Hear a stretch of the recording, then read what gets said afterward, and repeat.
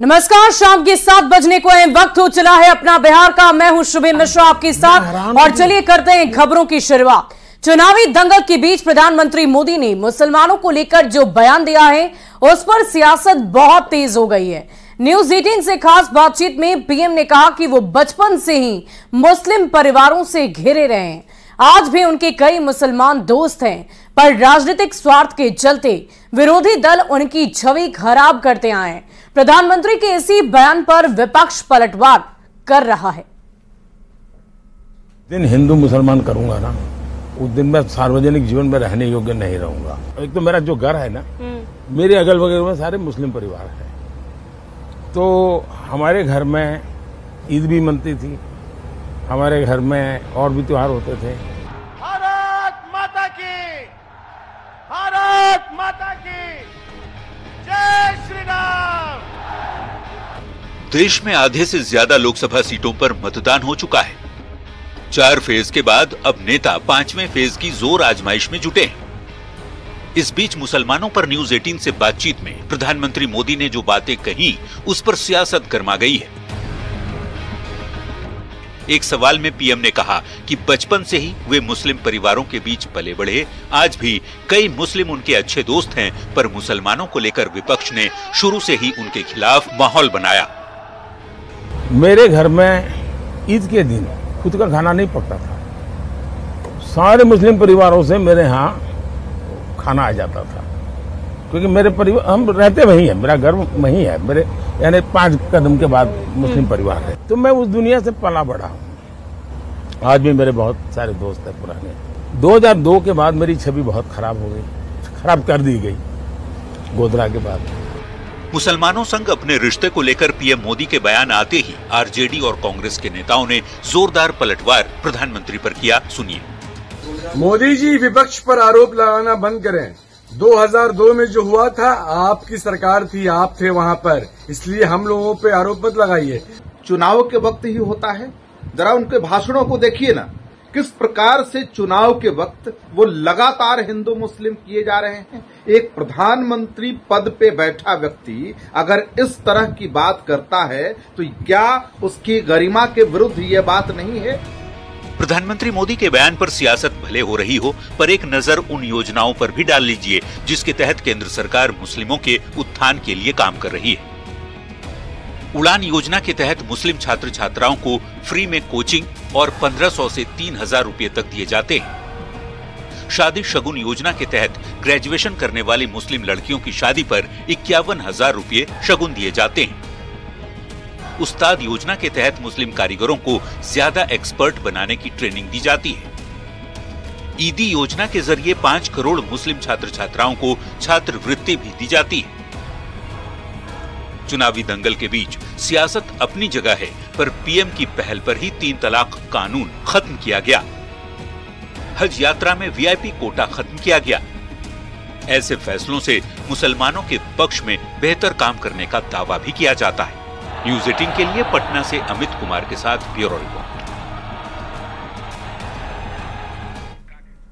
और इसी बीच गृह मंत्री अमित शाह का बहुत बड़ा बयान, बिहार को लेकर एक बड़ा बयान उन्होंने दिया है। बिहार में पुराना परफॉर्मेंस रिपीट करेंगे, ये मोदी जी को पीएम बनाने का चुनाव है।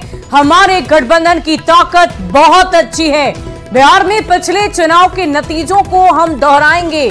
गृह मंत्री अमित शाह ने एक बार फिर से बिहार को लेकर दावा कर दिया है कि 40 की 40 सीटों को जीतना है और प्रधानमंत्री नरेंद्र मोदी एक बार फिर से अपने पद पर रहेंगे। बिहार में क्या आपको गठबंधन का नुकसान होगा या फायदा, क्योंकि एंटी इनकम्बेंसी नीतीश कुमार के अगेंस्ट काफी दिख रहा है ग्राउंड पे।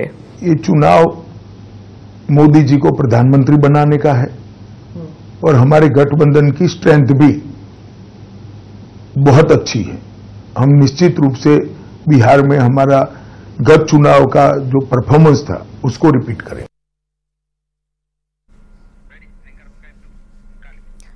और बीजेपी के राष्ट्रीय अध्यक्ष जेपी नड्डा ने शिवहर के शिकारपुर में जेडीयू उम्मीदवार लवली आनंद के लिए रैली कर लोगों से वोटों की अपील की है। इस दौरान जेपी नड्डा ने आरजेडी पर जमकर हमला बोला और आरजेडी का नया फुल फॉर्म भी बता दिया। आरजेडी का नाम है रिश्वतखोरी, जंगल राज, दलदल।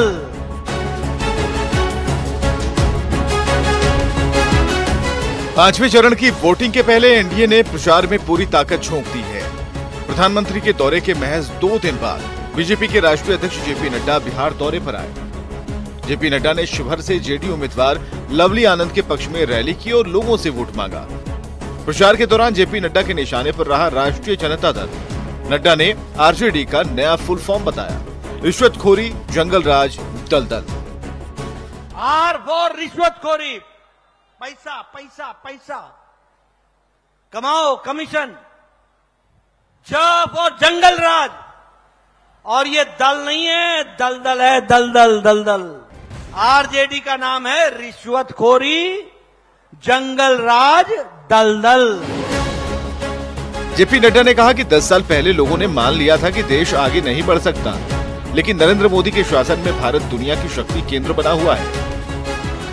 लेकिन 10 साल के अंदर मोदी जी के नेतृत्व ने देश में ये भरोसा दिलाया, देश में ये विश्वास पैदा किया, देश को आत्मविश्वास से जागृत किया कि आज ये चुनाव सिर्फ लवली आनंद का चुनाव नहीं रह गया, यह चुनाव मोदी जी के नेतृत्व में विकसित भारत के संकल्प को पूरा करने का चुनाव हो गया।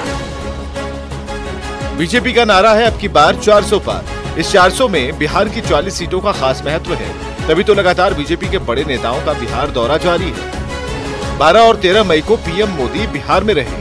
2 दिन बाद 15 मई को जेपी नड्डा ने रैली की और 16 मई को सीतामढ़ी और मधुबनी में केंद्रीय गृह मंत्री अमित शाह की सभा है।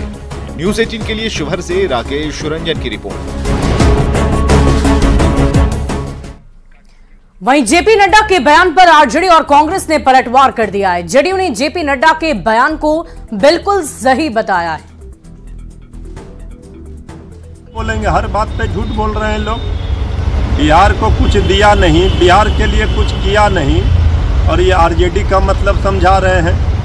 पहले बीजेपी का मतलब जान ले। जुमलेबाज पार्टी से जनता आज ही आ गई है। 4 जून को पता चलेगा। 4 फेज का रिजल्ट उनको साफ साफ पता है कि उनकी जमीन खिसक गई है। और यही नहीं, इसके अलावा बेरोजगारी जो युवक है, बेरोजगार युवक जो है, और महंगाई से ग्रसित जो गृहिणियां हैं, इस बार इनको मुंहतोड़ जवाब दी है। राजद की राजनीतिक संस्कृति किसी से छिपी हुई नहीं है। अपराधियों, भ्रष्टाचारियों का इस पार्टी में हमेशा से बोलबाला रहा है। तभी तो बिहार की जनता ने कभी ने मौका नहीं दिया। जेपी नड्डा साहब ने इस पार्टी का नामकरण बिल्कुल ठीक किया है। ऐसे भी इस पार्टी में वही आगे बढ़ सकता है जिनके पास आपराधिक पृष्ठभूमि हो, बड़े घोटाले किए हों, जिन पर बड़े बड़े संगीन आरोप हो। बिहार में राजद और जंगल राज एक दूसरे के पर्याय हैं।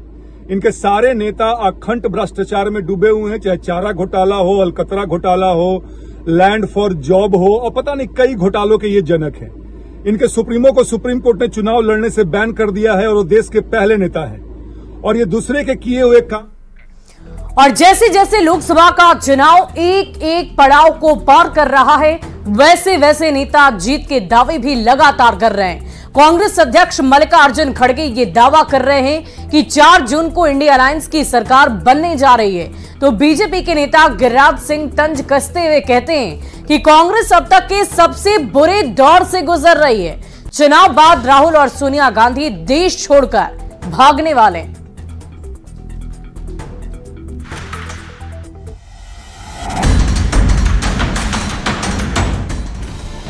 देश में 4 चरण के मतदान पूरे हो चुके हैं। 379 लोकसभा सीटों पर उम्मीदवारों की किस्मत ईवीएम में कैद हो चुकी है। 5वें चरण की वोटिंग से पहले नेता अपनी अपनी जीत के दावे कर रहे हैं। कांग्रेस के राष्ट्रीय अध्यक्ष मल्लिकार्जुन खड़गे दावा कर रहे हैं कि 4 जून को मोदी सरकार की विदाई हो रही है और INDIA की केंद्र में सरकार बनने जा रही है। पहले खड़गे का दावा सुनिए। 4 चरण के चुनाव पूरा हो चुके हैं। इंडिया गठबंधन मजबूत स्थिति में है।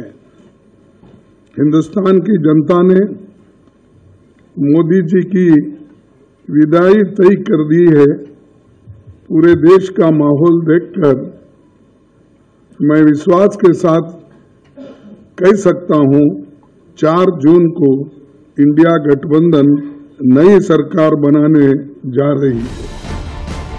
कांग्रेस की ओर से दावे भले किए जा रहे हैं, पर बीजेपी नेता गिरिराज सिंह विरोधियों पर तंज कस रहे हैं। कह रहे हैं चुनाव बाद सियासी हालात ऐसे होंगे कि सोनिया गांधी और राहुल गांधी दोनों देश छोड़कर भाग जाएंगे। अरे राहुल गांधी, सोनिया गांधी देश को छोड़ के भागने वाले हैं।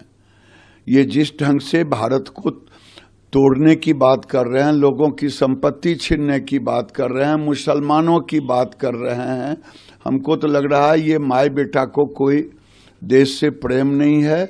इस बार 40 से कम, पिछले बार से कम सीट आएगी, ये भारत छोड़ के भागे।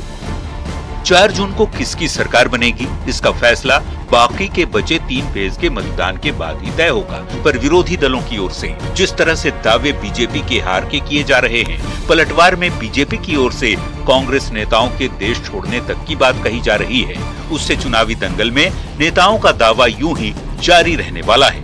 Bureau report, news 18। तो गिरिराज सिंह जो फायर ब्रांड नेता जाने जाते हैं, उन्होंने भी ये कह दिया है कि चुनाव के बाद बहुत कुछ बदलने वाला है। प्रधानमंत्री नरेंद्र मोदी एक बार फिर से अपनी गद्दी पर विराजमान होंगे, लेकिन कांग्रेस के तमाम दिग्गज नेता देश को छोड़कर चले जाएंगे। हालांकि ये बयानबाजी का दौर लगातार जारी है। यहां रुकते एक छोटे से अंतराल के लिए खबरें लगातार जारी है।